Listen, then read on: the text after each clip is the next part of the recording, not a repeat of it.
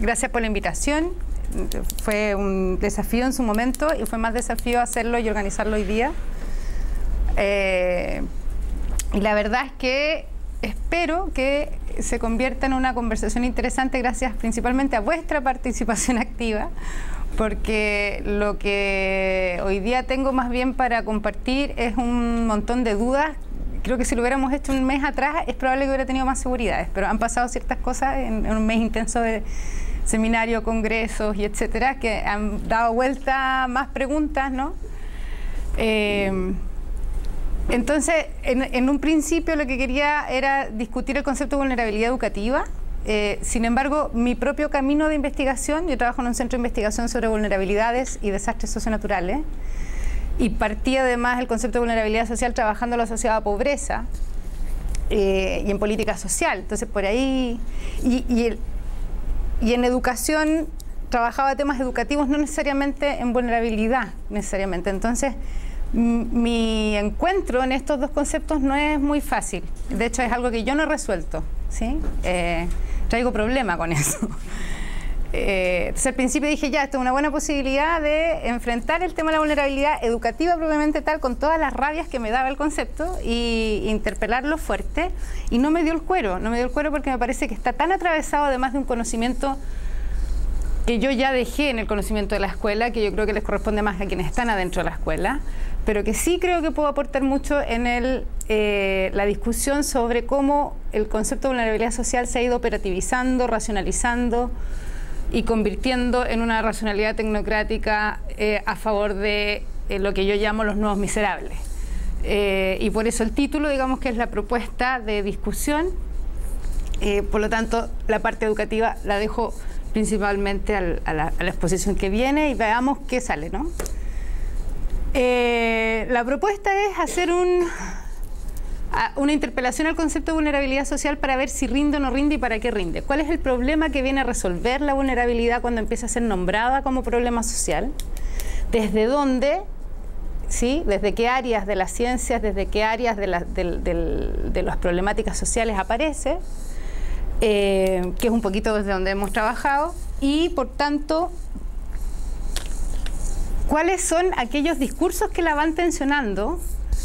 Y con lo que nos hemos ido encontrando en el equipo, que hay parte del equipo también que hemos trabajado juntas en temas similares, entonces ahí podrán acompañarme en esas eternas discusiones sobre cómo no pareciera haber un desarrollo conceptual, sino más bien discontinuidades conceptuales. Cosa que no pasa con pobreza, cosa que no pasa con desigualdad, ¿no?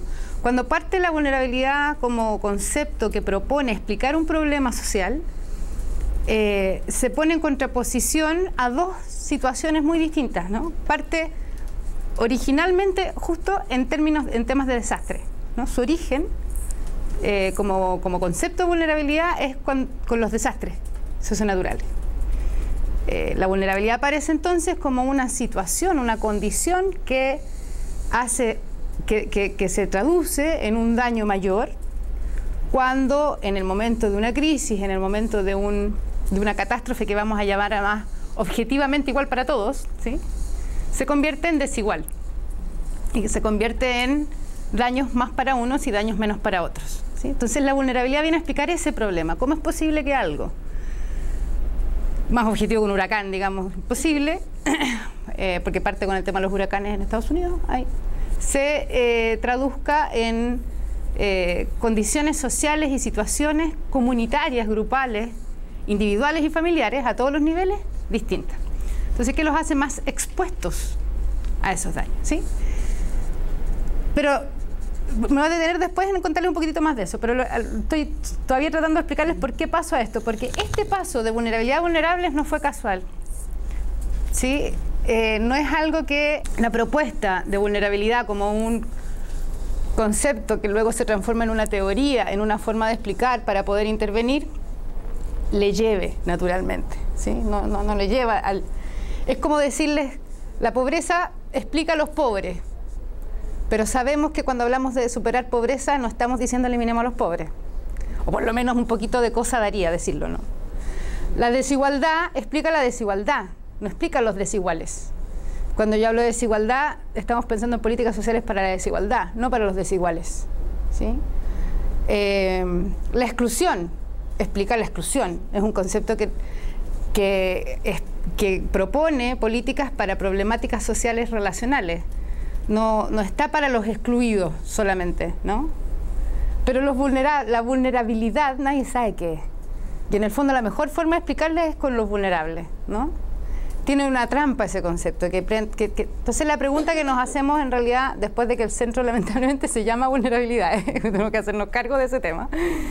La pregunta que nos empezamos a hacer fue, bueno, ¿rinde o no rinde este concepto? ¿Vale la pena jugar el juego conceptual y recuperar algún sentido que le dé posibilidades a un sujeto que construya a partir de la relación con el sistema social algunas posibilidades distintas en su entorno y en sus propias condiciones, o se funó?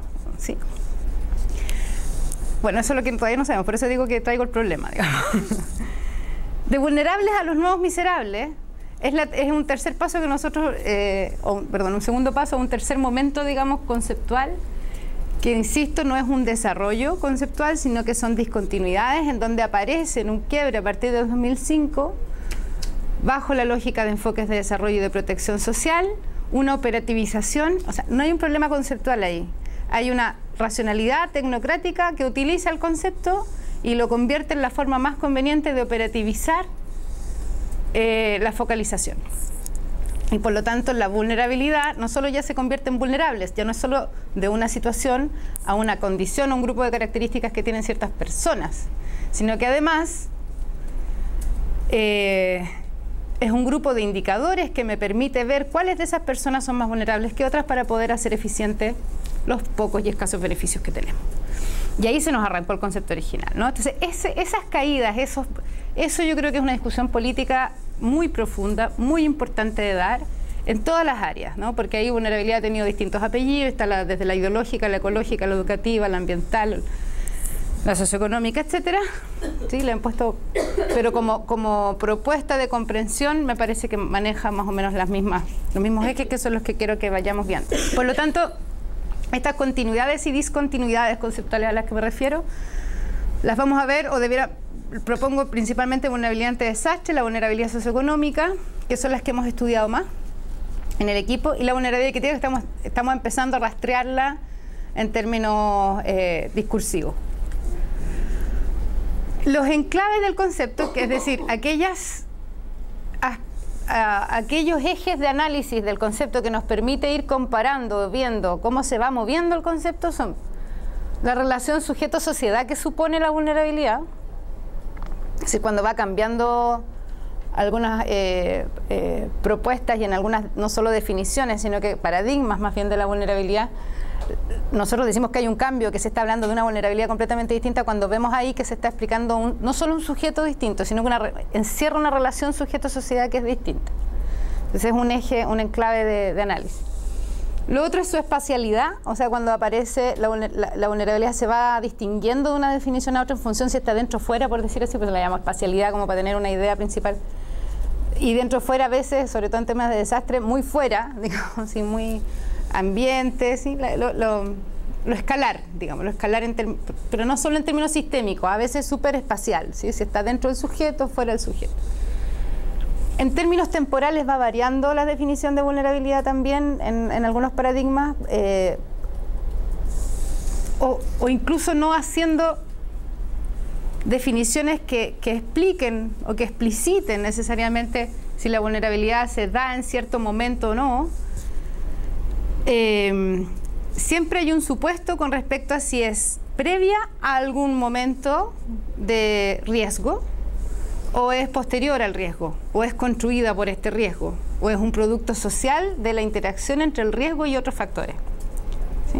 Ahí van variando las definiciones, ¿no? En esto, y de hecho muchas veces conviven, digamos, y ahí están los problemas de las conversaciones de sordo y mudo entre las distintas disciplinas, ¿no? Mientras para los geógrafos principalmente la vulnerabilidad es previa, o se habla de vulnerabilidad como aquella conjunto de características que te hacen estar más expuesto a que en algún momento, si pasa algo, tú caigas más dañado que otra persona. Entonces ahí se habla de una vulnerabilidad que es una probabilidad, ¿no? Un discurso más estadístico.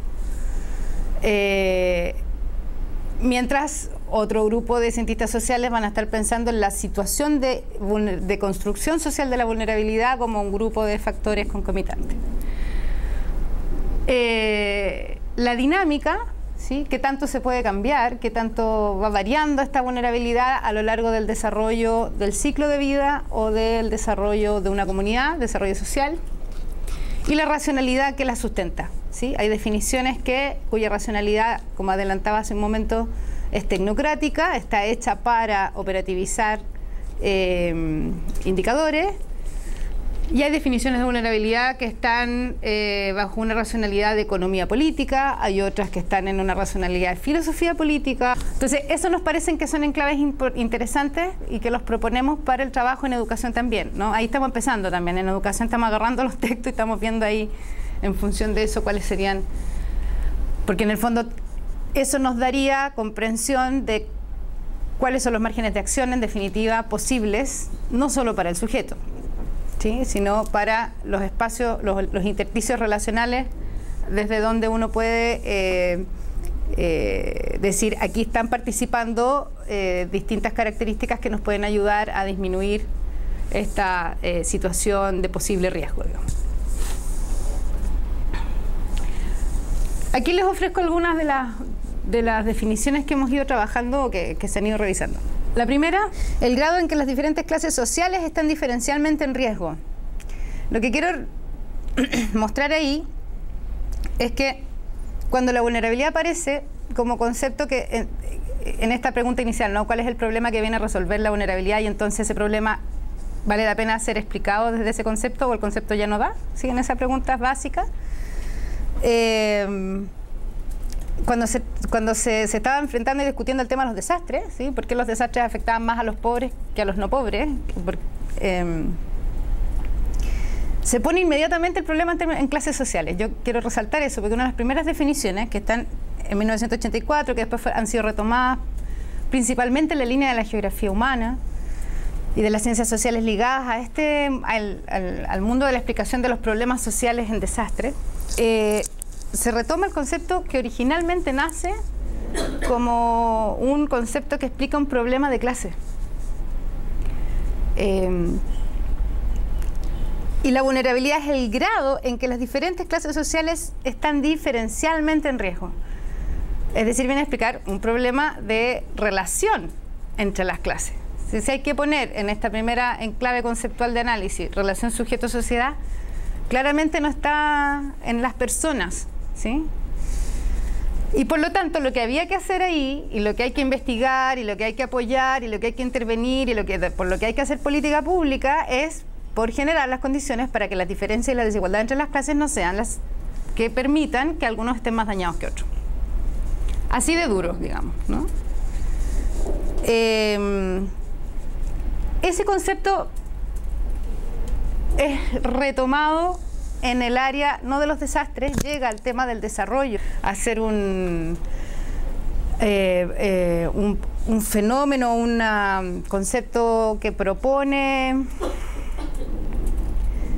se propone políticamente muy fuerte desde los años 90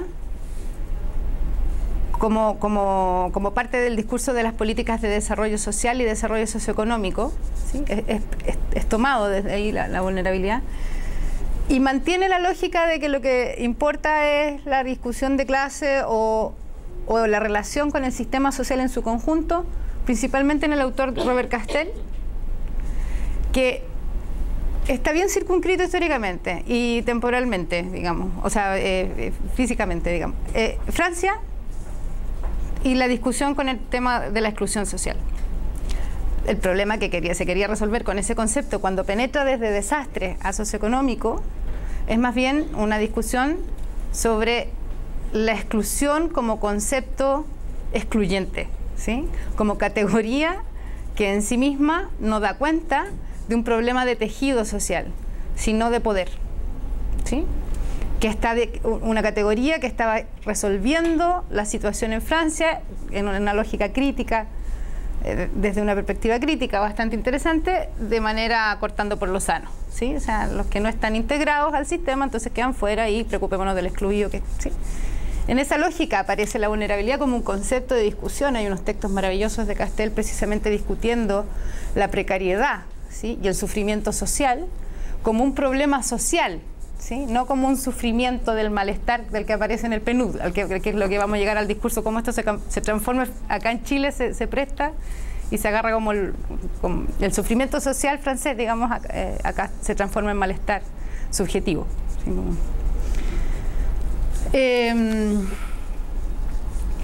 Por lo tanto, es la fragilidad de los soportes en el tejido social que constituyen espacio social de inestabilidad. Y el problema de la inestabilidad es un problema político, ¿sí? Entonces la vulnerabilidad tiene que ver con la fragilidad o la desprotección, que es el concepto que atraviesa casi todas las definiciones. Sin embargo, en relación a una política pública que no está protegiendo como debiera y a un Estado que se está descuidando en sus instituciones. ¿Sí? Esa es la discusión, desde donde vale la pena, y por lo tanto nosotros, digamos, por ahí defendemos todavía el concepto, donde vale la pena hacer rendir el concepto de vulnerabilidad. Luego hay otras definiciones como todo lo que impide que una organización social se adapte a un cambio en el medio ambiente. ¿Sí? Esto está en la línea medioambiental. Gustavo Wilches-Chow, un colombiano, que además propone el concepto de vulnerabilidad global, que también los invito a revisar, donde trabaja las distintas escalas con respecto a las cuales la vulnerabilidad se construye. Y luego también ahí, por eso lo rescatamos, no solo es una relación sujeto-sociedad, sino que sujeto, sociedad, medio ambiente, naturaleza, ecología, ¿sí? Es en todas sus dimensiones. Y la vulnerabilidad global la llama como un concepto muy bien trabajado por lo demás. Invita a que entonces lo que se tiene que investigar, trabajar, intervenir, apoyar, etcétera, son más bien las relaciones entre los distintos espacios sincrónicos en que las comunidades se encuentran de manera riesgosa. Y que las condiciones de riesgo son condiciones que también tienen que ver con la falta de articulación entre la política de esos distintos sectores. Entonces, en el fondo, lo que estaba diciendo Wilches-Chow cuando hace esto es decir, todos somos vulnerables, caballero, ¿sí? Pero no solo cuando viene un desastre, sino que cuando pasa el smog, cuando ocurre un problema en el medio ambiente, todos somos vulnerables porque no hay un sistema integrado entre los distintos sectores, los sectores de la administración política también. Sin embargo, quien más teoriza, y este es un vuelco muy importante para América Latina, y aquí mi colega puede explicarlo mejor que yo, Rubén Kasman y Filgueira, quienes hacen de esto una teoría es en la disciplina económica. Cuando se logra explicar qué es la vulnerabilidad, qué explica, cuál es el problema, cómo sucede, cuáles son sus factores, etcétera, en las políticas de desarrollo social, antes de entrar a la política socioeducativa, pero las que son luego tomadas por el Banco Mundial, ¿sí?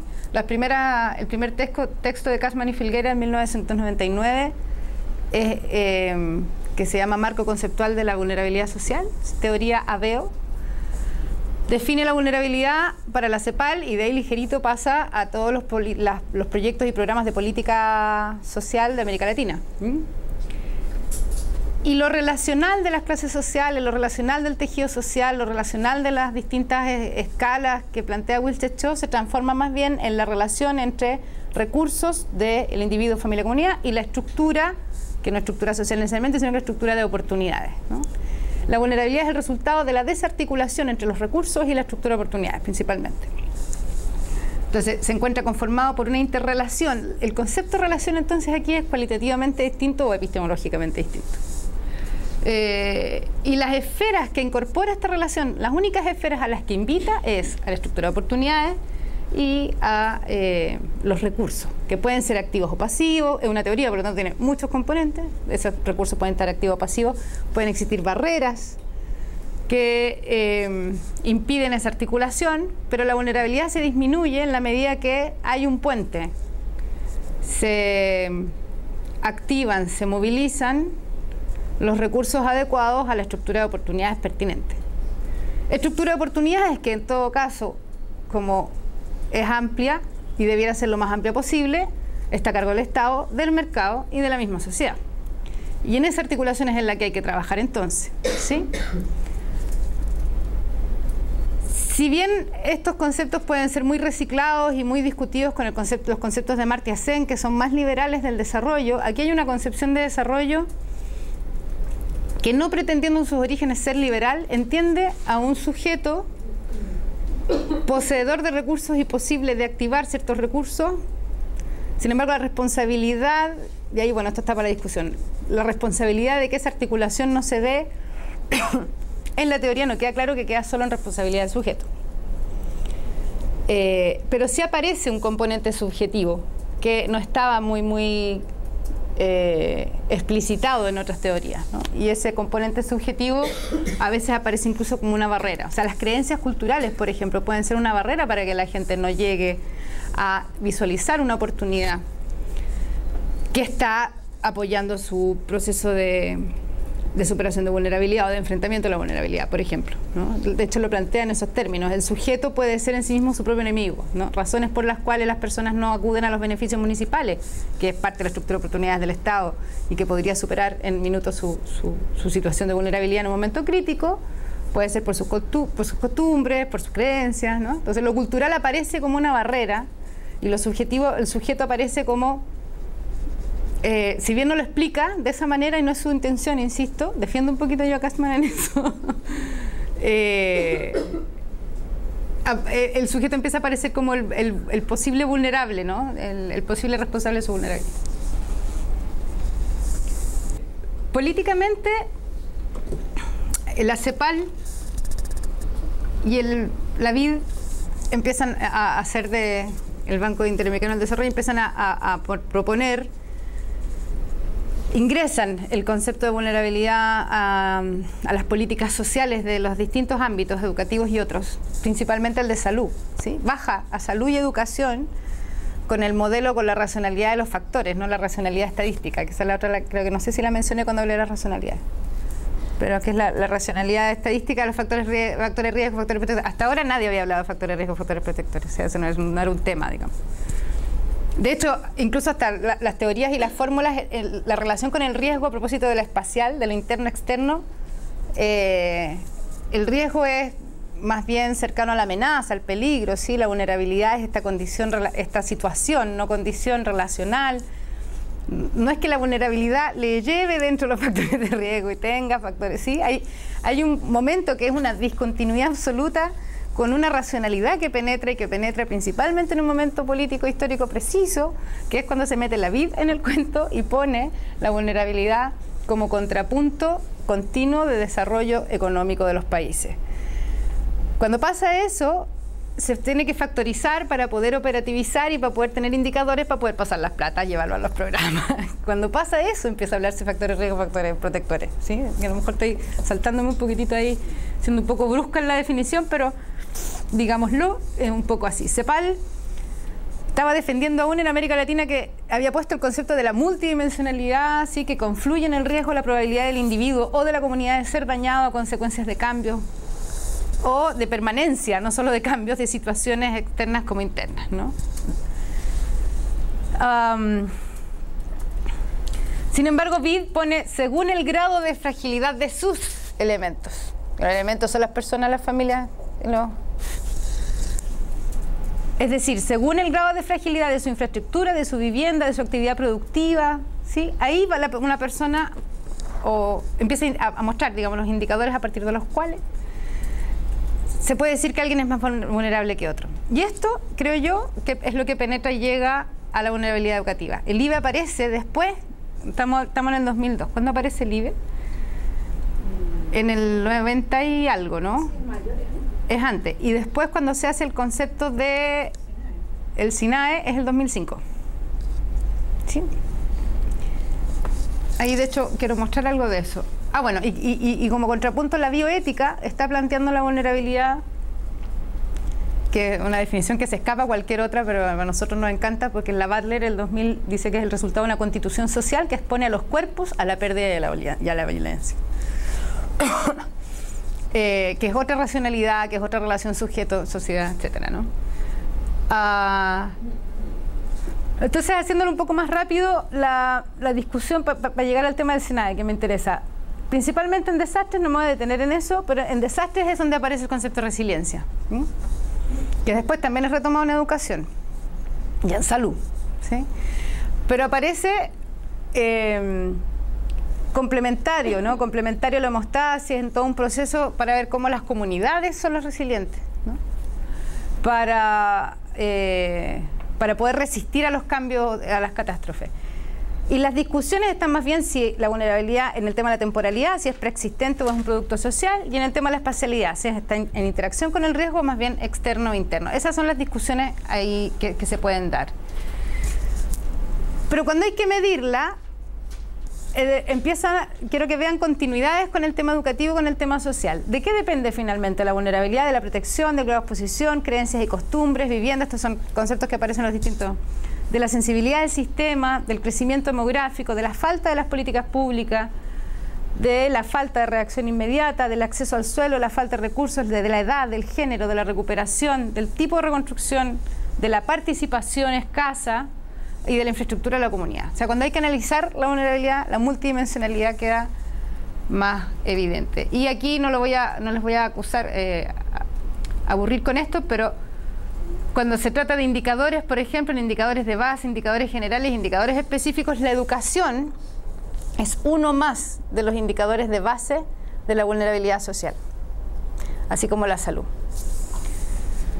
Por lo tanto, si hacemos la discusión, lo que habría que pasar, lo que uno debería focalizar en la educación es que educación de calidad gratuita y sin selección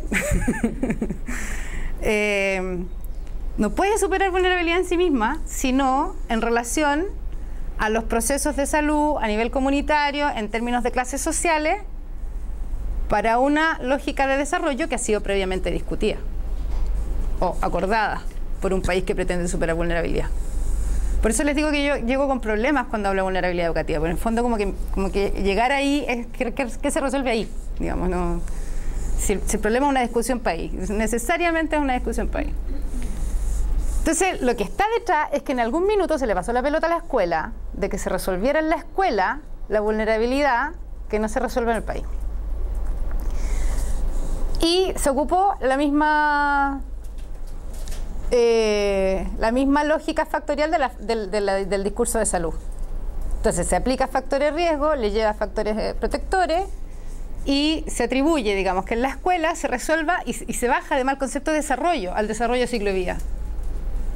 O sea, una discontinuidad fuertísima, porque en el fondo ya no se resuelve el problema de desarrollo social, ¿sí? Se resuelve el problema de desarrollo del niño, como si fueran dos cosas distintas. Y es un problema epistemológico político, digamos, ¿sí? Ideológico, dejémoslo ahí, actual, ¿no? Que como los problemas país no se resuelven y se subjetiva todo individualmente, entonces fue re fácil, además la palabra era la misma, entonces re fácil. La vulnerabilidad ante el desarrollo para educación fue desarrollo infantil, desarrollo del ciclo de vida. Ese es el problema de desarrollo que hay que resolver, no el otro. Ok, como si se resolviera el otro. Mientras tengamos niños felices vamos a resolver el país, perfecto. En esa línea, además, se traduce el tema de los factores, la racionalidad factorial. ¿Por qué? Porque la racionalidad que penetra en realidad necesitamos indicadores para poder ver cómo estamos evaluando el progreso, ¿sí? Y ahí yo creo que es un problema mayor. O sea, el problema mayor para mí es que en la escuela no hay, con el discurso de la vulnerabilidad educativa, hay una mezcla de buenas intenciones, de posibilidades potentes de pensar en la vulnerabilidad y de una racionalidad tecnocrática que, así como pasó con la ficha CAS en pobreza, te delimita y te construye un sujeto vulnerable que te lo convierte en un nuevo miserable, porque es el que tiene que demostrar que es vulnerable para que más encima le den la SEP. Y eso es pernicioso, ¿sí? Y es lo mismo que pasó con la ficha CAS. La vulnerabilidad social, el concepto entra el 2005, el 2005 se propone una política de protección social para el país en donde no nos vamos a preocupar solo de los pobres, sino que de quienes puedan llegar a ser pobres. Y en esa lógica tenemos que ver quiénes son para poder apoyarlos mejor. Por lo tanto, con la lógica de Kasman, los pobres y los que pueden llegar a ser pobres tienen recursos. Con la lógica de Amartya Sen, además tienen capacidades y funcionalidades. Y en esa discusión, lo que voy a ver en las personas no es solo, y en las comunidades, más encima las personas, no solo en las comunidades, no es solo lo que no tienen, sino que lo que son capaces de hacer o lo que no pueden teniendo la capacidad. Y eso es principalmente educación, y por lo tanto los puntajes les subieron enormemente porque supone que tenían un montón de capacidades no resueltas, aquellas personas que necesitaban optar a beneficio.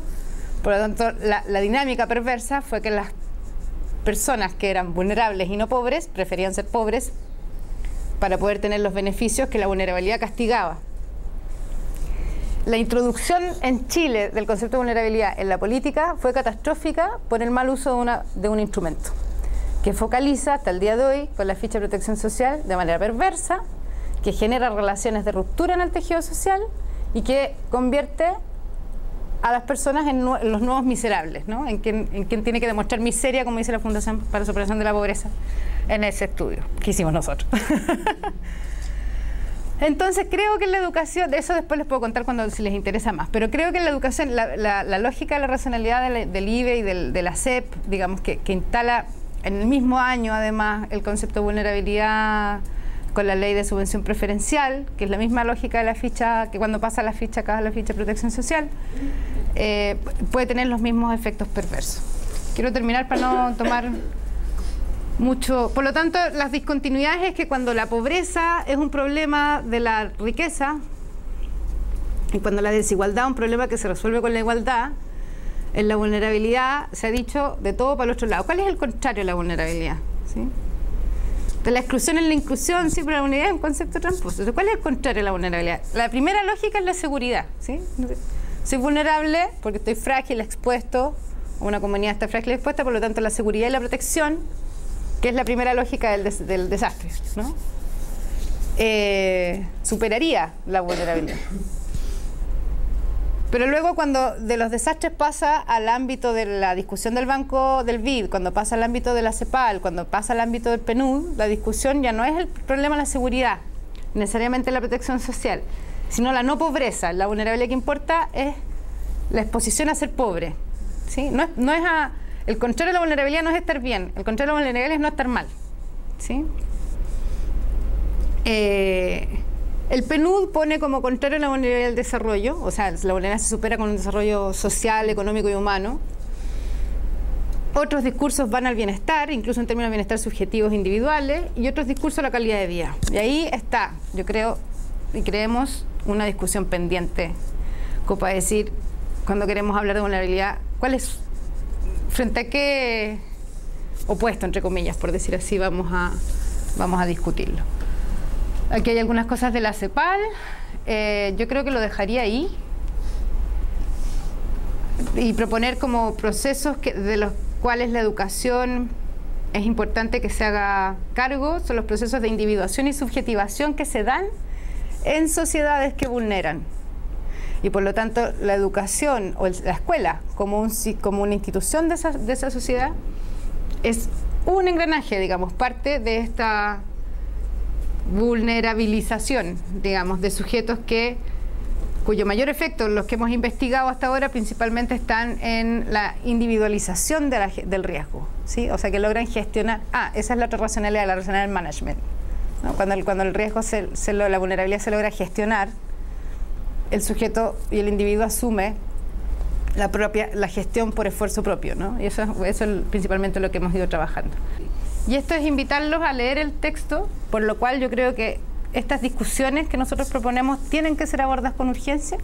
2014, PNUD saca su informe en julio, en Tokio, en inglés, que ya lo tradujeron, creo que ya sale en español ahora. Que ustedes saben que cuando PNUD dice algo, se nos vienen todas las subvenciones, las platas, los fondos, y toda la discusión, ¿sí? De lo que estamos bien, lo que estamos mal, fuerte. Ok, se llama vulnerabilidad. El reporte del PNUD de este año y no es malo el nombre porque es sosteniendo el progreso humano, 2 puntos, reduciendo la vulnerabilidad y construyendo resiliencia. Y yo lo único que les puedo decir, y que ahí que les quiero leer textual una parte, como para que se entienda cuál es la vulnerabilidad que se está entendiendo ahí. La vulnerabilidad es un problema de la sociedad moderna. Los pobres son inherentemente vulnerables porque carecen de las suficientes capacidades centrales nucleares para ejercer su completo agenciamiento. Página 19. La vulnerabilidad estructural, entonces, está enraizada en la posición de las personas en la sociedad. Etnia, raza, tipo de trabajo, estatus social. Y eso evoluciona y persiste durante largos periodos.